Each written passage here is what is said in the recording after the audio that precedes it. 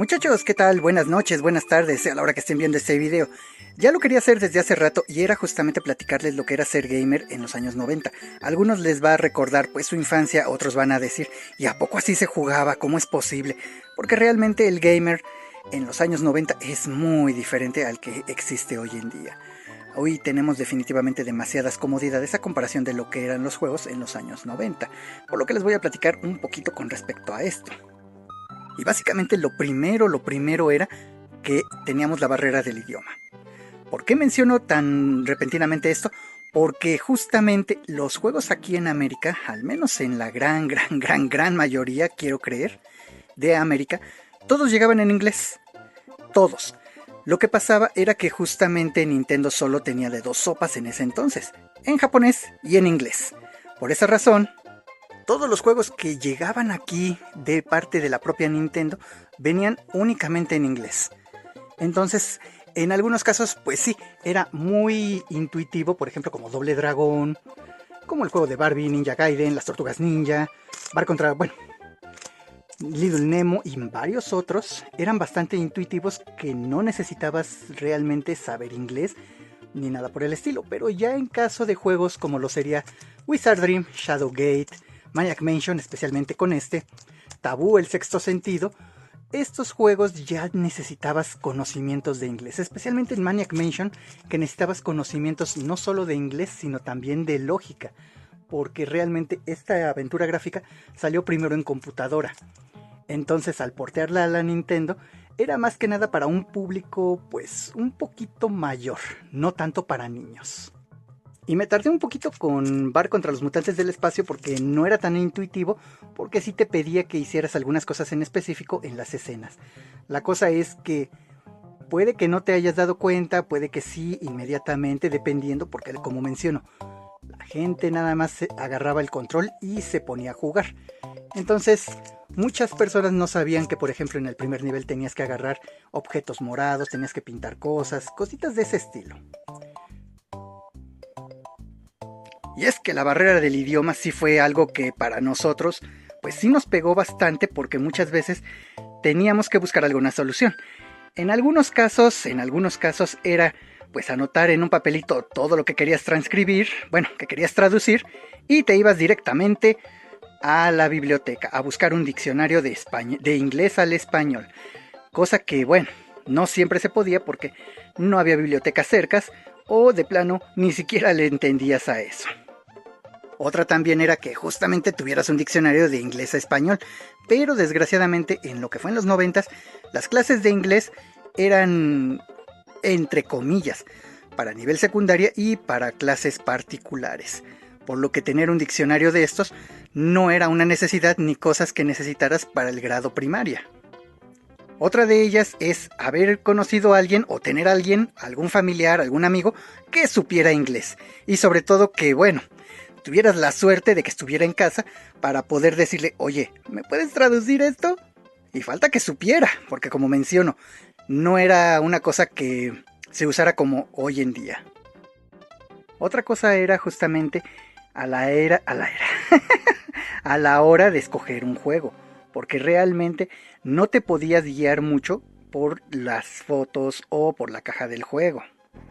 Y es que si bien varios artes de las cajas hasta cierto punto eran explícitos con respecto a lo que era el juego, las fotos también en algunos casos sí ayudaban, pero también te podían engañar demasiado, porque realmente esta portada no nos explica mucho de qué se trata el juego, y también las fotos no ayudaban mucho porque ahí se notaba que tenías que leer mucho y que todo estaba en inglés. Pero la cosa es que de repente conseguías los juegos y los conseguías así, sin la caja, sin manual, sin nada. Conseguías el puro cartucho así solito. ¿Por qué? Porque los juegos eran caros. No era algo que uno dijera, ay, puedo comprarme uno este fin de semana. No, tenías que pensarla porque a diferencia de cómo son los papás hoy en día, los videojuegos los veían como algo enteramente malo, pero malo con ganas. Sentían que te distraía mucho. Bueno, sí te distraen, pero no como ellos creían. La cosa es que también otra de ellas era que eran algunos muy difíciles. Y como menciono, A pesar de que varios de ellos sean intuitivos, no quiere decir que sean fáciles. Como ejemplo, en Double Dragon 3, a pesar de que lo intuitivo es agarrarse a catorrazos con el mono que esté en pantalla, no era tan fácil como estar presionando el botón y ya. Tenías que buscar técnica, tenías que saber qué hacer, si te llegaban a matar, no sé, o sea, varias cositas que hacían que el juego, para muchos de la época, fuera algo extremadamente difícil, porque, bueno, estaban acostumbrados a otro tipo de juegos. Lo que también provocaba que en muchos casos, como mencioné, que la gente conseguía los juegos así sueltos, los estuviera intercambiando a cada rato, ya sea en el tianguis o en alguna plaza si tenías suerte de que hubiera un local que cambiara videojuegos. Pero bueno, eso es algo que pasaba muy seguido, era algo que era muy curioso. En algunos casos sí pegabas el coraje porque decías, es que este juego no le entiendo, es que a esto no pasa de aquí, no pasa de acá. De plano no sabías ni qué hacer. Y también, como los videojuegos, como menciono, no eran baratos y sobre todo costaba mucho trabajo que tus papás te compraran un juego, existía algo en ese entonces que era, bueno, algo que extraño demasiado. Y es los videoclubs. En los videoclubs podías rentar películas y videojuegos, algo como lo sería Netflix hoy, pero de forma presencial y... hable bien. Y sí, agarrabas las cosas físicamente, no como hoy en día. Entonces ibas a tu videoclub favorito, veías las cajas de los juegos, en algunos casos no siempre los tenían exhibidos, en algunos casos los tenían sueltos los juegos, y tú ya elegías, así como los mostré, suelto el puro juego, sin la caja. Y te ponías a elegir cuál te llevabas. La ventaja era que lo podías rentar y si no te gustaba, si tenías suerte, quien te atendía te podía cambiar el juego. ¿Por qué? Porque no le entendiste. Por suerte, la chica que atendía en ese entonces el videoclub, que estaba a la esquina de mi casa, si un juego no le entendía, me daba chance de cambiarlo. Lo cual en ese entonces era la única manera también de ver qué otros juegos podían llamarte la atención. Y si te gustaba mucho y tenías suerte, pues al menos en mi caso, en tu cumpleaños te compraban el juego, si es que estaba, sobre todo eso, si es que estaba, porque luego había mucho juego viejo, por así decirlo, que ya no estaba digamos, de línea y tenías que buscarlo en otro lado. Porque sí, en algunos casos, bueno, en mi caso, mi papá me llevaba justamente a Palacio de Hierro y me compraba un juego en mi cumpleaños. Bueno, eso ya llovió desde hace mucho. Pero como pasa con estas tiendas, solamente tenían juegos de línea, es decir, lo más actual. Casi no tenían juegos de hace años que habían salido, entonces había que buscarlos en otro lado, que generalmente era en el tianguis y en algunos casos en alguna plaza. Por lo que si al rentar un juego decías, está bien padre, ¿dónde lo consigo? Pues era buscar, de verdad irte a buscar. Y sobre todo faltaba una, que estuviera en tu presupuesto, y dos, más importante, que te quisieran llevar, porque luego decían, ay no, por un juego no, yo que te voy a andar llevando. Y sí, luego pasaba, yo escuchaba de amigos que decían, no, pues es que mi mamá no me quiso acompañar, mi papá no me quiso acompañar, no, y mi hermano no está ahorita para que me eche la mano, cositas de ese estilo, porque era algo que pasaba muy seguido. Algo que también era lo que nos hacía, por así decirlo, esperar mes con mes buenas noticias, era una revista. Y es que existía la revista Club Nintendo, que era un gran salvavidas a la hora de lo que sería la barrera del idioma y también para decirnos más o menos por dónde ir. Pero también era una revista que se centraba mucho en los juegos nuevos. Por suerte para muchos de nosotros salió este número, que para muchos esto sería como una pequeña Biblia, porque traía trucos de todas las consolas que estaban en ese momento y de varios juegos, al menos hasta donde salió este número que estoy hablando, por 1992. Por lo que traía bastantes trucos para juegos de Nintendo, de Game Boy y también de Super Nintendo, al menos hasta donde había salido. Y es que esta revista era la cosa que mes a mes esperabas con ganas si eras fanático de los videojuegos. Especialmente, sí, de Nintendo. Porque no era nada más decir, voy a ver si esta vez sale mi juego favorito o lo que estoy jugando. No, era simplemente por ver lo que iba a salir próximamente. Era la única manera en la que podías decir, bueno, vamos a ver qué me voy a comprar o qué voy a pedir para cuando me toque que me regalen un juego. Que como menciono yo, Era más que nada en mi cumpleaños. Ni siquiera en Navidad, imagínense. Y es que por supuesto, hoy en día las cosas ya no son en papel, ni mucho menos son mensuales. Son prácticamente del diario y desde la comodidad de tu teléfono. Por eso digo que es muy diferente el gaming en lo que sería en los años 90 y sobre todo las costumbres, las cosas que teníamos que no precisamente sufrir, sino pasar para poder disfrutar de un juego.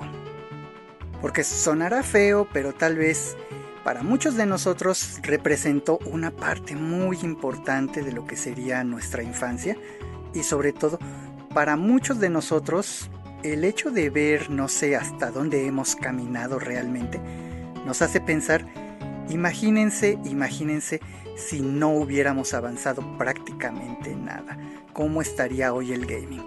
Que hoy en día en cierta manera es a donde estamos estancados, pero eso ya sería tema para otro video. También les iba a platicar de otra cosa y era justamente que, como menciono, los juegos los conseguías realmente en el tianguis y que, como les digo, venían los juegos de esta manera así sueltos, pero también podías llegar a encontrarte con lo que serían juegos así. Este tipo de juegos eran los de clon del Famicom. Los conocíamos como juegos de Family. ¿Por qué? Porque realmente las entradas eran muy diferentes. Aquí se nota que uno es de 36 pines y el otro de 48. Entonces, muchos tenían una consola que aceptaba estos cartuchos y otros tenían, por así decirlo, los riquillos tenían la consola, la original, que utilizaba este tipo de cartuchos. Pero para muchos de nosotros, que ya sea que tuviéramos esta o esta, teníamos que conseguir un adaptador para poderlos ocupar.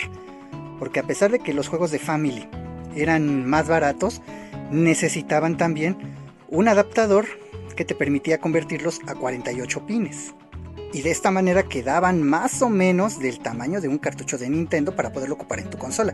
Tenía este listón que te permitía, a la hora de meterlo dentro de la consola, si no salía, con esto lo jalabas. Y en el caso de que tenías una Family y querías utilizar de este tipo de juegos, existía un adaptador que transformaba de 48 pines a 36. Y de esta manera no te quedabas sin jugar. Porque, como les menciono, al menos la consola que era la Family, que era la clónica, que era la versión barata de la Nintendo, muchos la llegamos a tener y pues ocupábamos este adaptador para poder ocupar los juegos que, como les menciono, de repente uno rentaba. Porque sí, en los videoclubs, por suerte, por fortuna, por desgracia, como lo quieran ver, los juegos originales era lo único que tenían. No compraban piratería.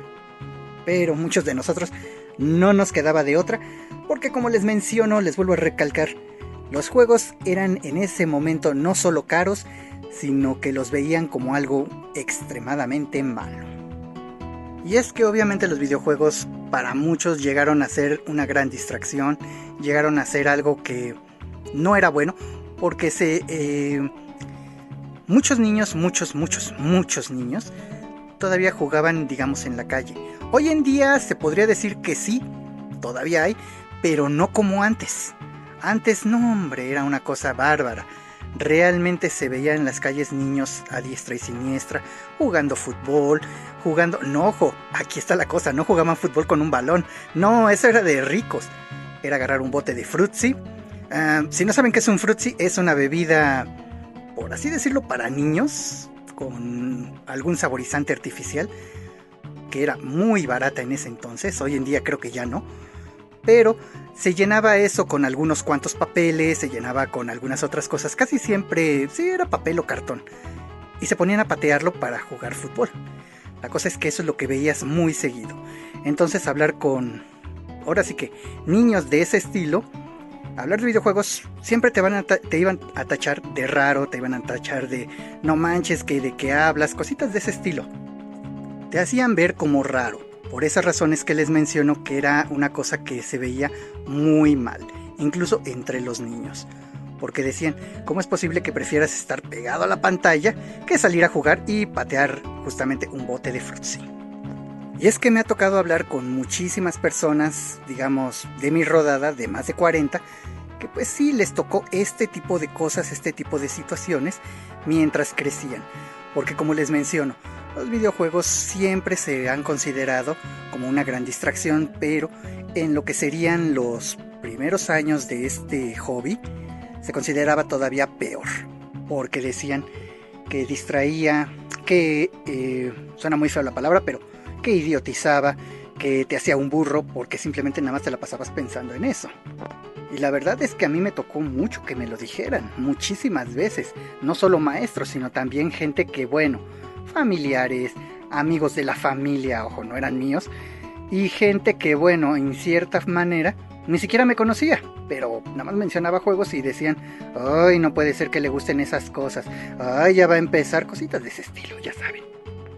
Pero un gran punto a favor que les tengo es justamente de que al menos en mi caso, fue lo que me impulsó a aprender inglés, y en cierta manera de forma autodidacta, porque sí, teníamos inglés en la secundaria, pero eran solo cositas sencillas, y aun cuando usáramos el libro, toda la cosa, no era algo que tú dijeras, me sirve para un videojuego completo, y mucho menos para un RPG, era para algo más sencillo, por ejemplo, un juego de los que menciono, de los intuitivos, nada más para entender mejor lo que serían las instrucciones, más no para resolver todo un juego como lo sería Shadowgate, Maniac Mansion o Wizardry.